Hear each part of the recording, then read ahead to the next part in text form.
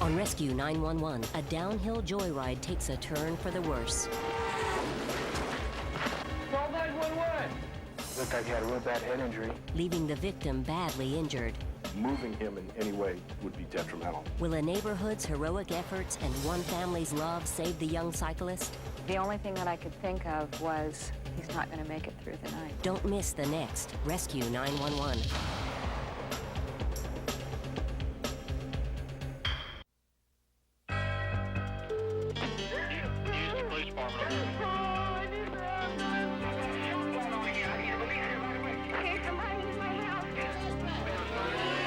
This is 911. Do you have an emergency?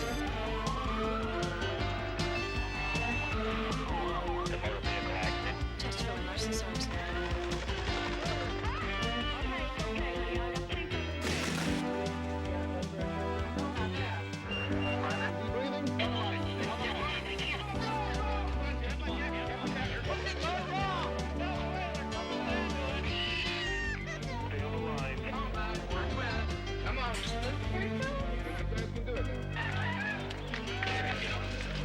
They're doing good hands here.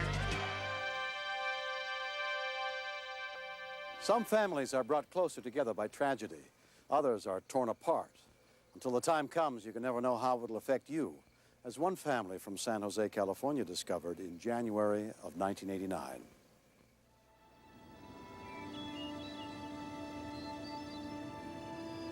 High above the city of San Jose, Sierra Road winds through the hills.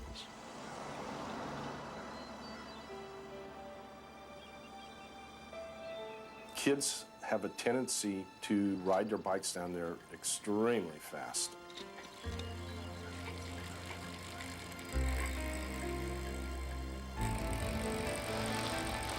They like to reach the speeds going down 30, 40 miles an hour. When you're going that fast down the hill when you're on a bicycle that weighs only 5, 10 pounds, and a vehicle gets in front of you, there's just no way you're going to stop.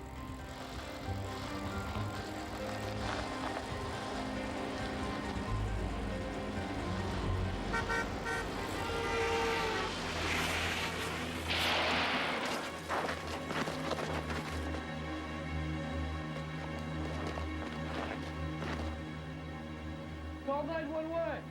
Danny Gonzalez ran to try to help the youth. He looked like he had a real bad head injury, and he was in convulsions and spasms. There was nothing I could really do for him. So I just waited there and tried to comfort him as much as I could. Danny's girlfriend, Missy Kraushar, called 911. San Jose emergency, what are you reporting? Yeah, I have an emergency. There's this little boy who just fell off his bike. He looks pretty bad. San Jose Fire Department EMTs were immediately dispatched to the scene. We know right away that that's a downhill with a grade of about 40%, so we know it's going to be pretty bad. Most of them are, usually when we get there. Al Castorina and his wife happened to be driving by. When we got to the bottom of the hill, we saw the commotion. The boy was laying on the side of the road, and my first reaction when I saw him was nobody touch him. Moving him in any way at all would be detrimental. Does anybody know who he is? No, I've never seen him around here before. It was a real concern of mine that, who do we notify? Who do we tell? The first rescue workers arrived within 5 minutes. Upon arrival on the scene, I saw what was left of the bicycle, so we knew right away that it was a very serious injury. So we started getting the victim ready for when the paramedics arrived. Art Fisher, who lived nearby, had also come over to help. My heart just went out to this young man. It was probably the most darkest moment in his life. When the paramedics started getting there was a growing concern of who he was. He had no identification, no helmet, and nobody knew him. We just really felt very, very helpless. There was nothing anybody could do. EMT Ernie Colson could see the boy's head injuries were massive. When you see someone hurt this bad, they don't have a chance. So I more or less wrote the guy off. The critically injured youth was loaded into the ambulance and taken to the hospital without anyone knowing who he was. I have a son that's the same age, and you can see your own son there. I never thought he'd make it to the hospital, and I thought this kid could be alive today if he was wearing a helmet. We were all powerless to do anything.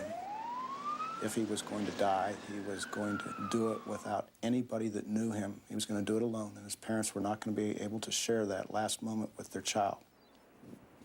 Missy and other bystanders went door to door through the neighborhood, searching for someone who might know the injured youth. There was an accident down.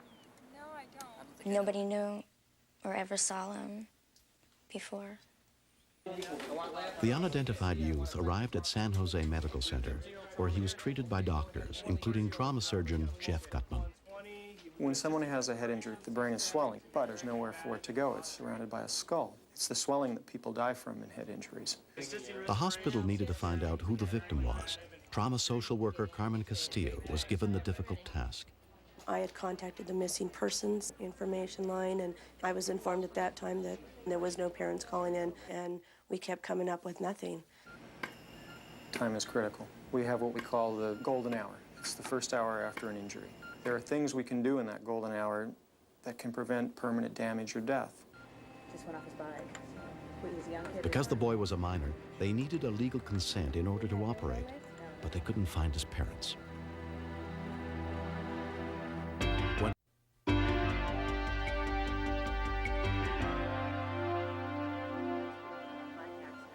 When an unidentified youth suffered a serious head injury in a bicycle accident, his parents could not be located in time to give their consent for a critically needed operation.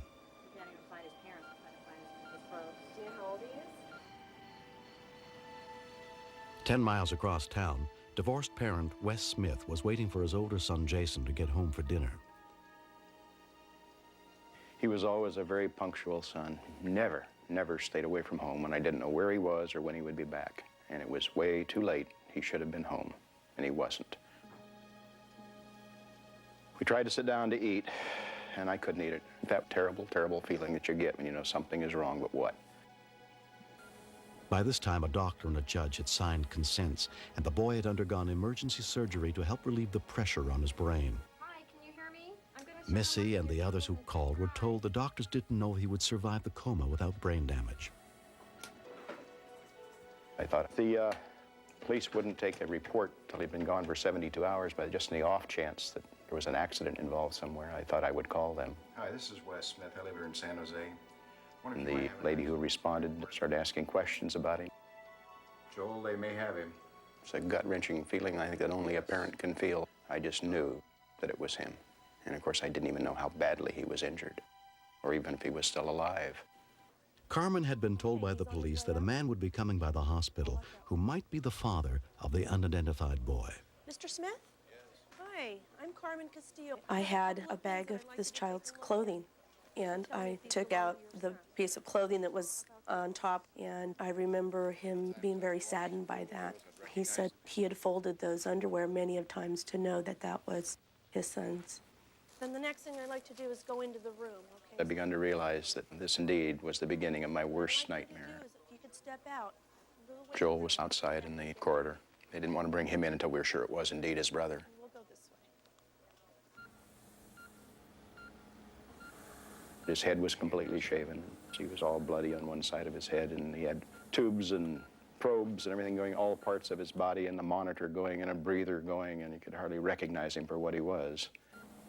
And it's okay to touch him, and it's okay to talk with him. We don't know whether the patient can hear or not, but if there's any remote possibility that the patient's hearing, the parent's voice would be very soothing to him. Hi, son. It's your dad talking. How you doing, bud? I love you. Holding his hand was probably one of the hardest things I had to do. I wanted to, and I've always held his hand. That hand was not his hand. It was like holding a dead person's hand. There was no life to it, no warmth, just a cold lump.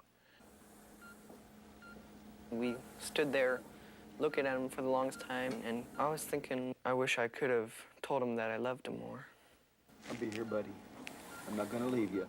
At that time, I thought I better call his mother, who was living in Southern California and had no knowledge of this. Jason's mother, Jeannie Smith, immediately caught a plane to be with her son. Her brother came with her for emotional support. Nothing could have prepared me for the sight of my precious son laying there so close to death. And the only thing that I could think of was he's not going to make it through the night. In that first 72 hours, it's difficult to give a good prognosis on what's going to come out. But in my heart of hearts, I did not think Jason would survive. The first thing that Wes and I talked about was that if Jason should die, we wanted to donate parts of his body. We felt that if he did not live, that we certainly wanted somebody else to be able to live because of Jason.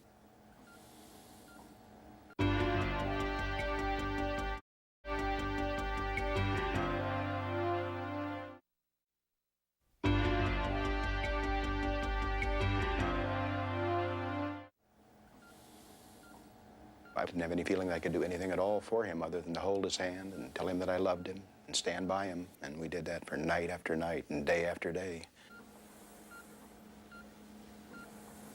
Jason remained in a coma without any improvement for 8 days.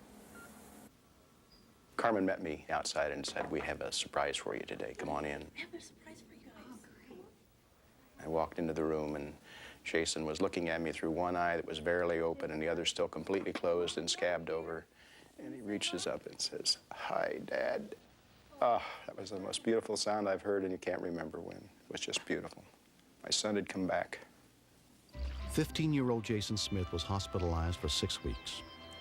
After 4 months of intensive physical therapy, amazingly, he has made a complete recovery.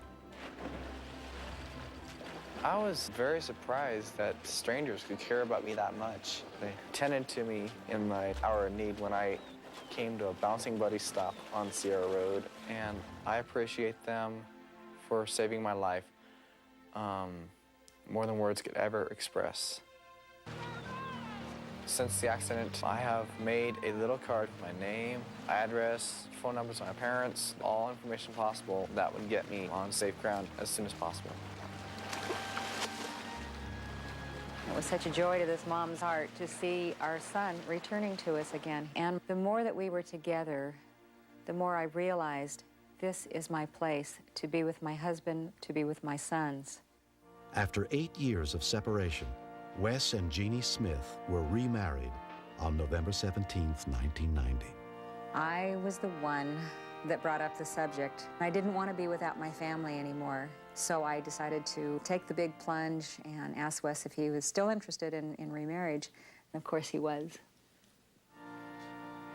Both boys really enjoy the fact that we are family once again. Joel just beams, and he'll shove us together.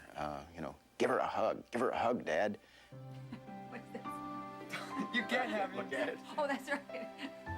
What I learned from this whole experience is that life is so precious. Your children are precious to you. You need to take every moment that you can and let them know how much you love them. There's never a night that we don't kiss and hug each other goodnight. There's never a morning we don't kiss and say hello in the morning. And this is the whole family, not just a part of it. Ship? That's it. Yeah. Next.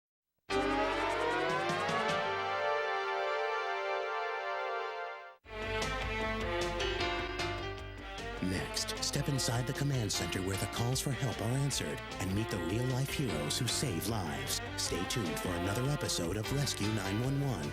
Next on Discovery Health Channel. Real life, medicine, miracles. Mr. Shapiro, step out of the car, please.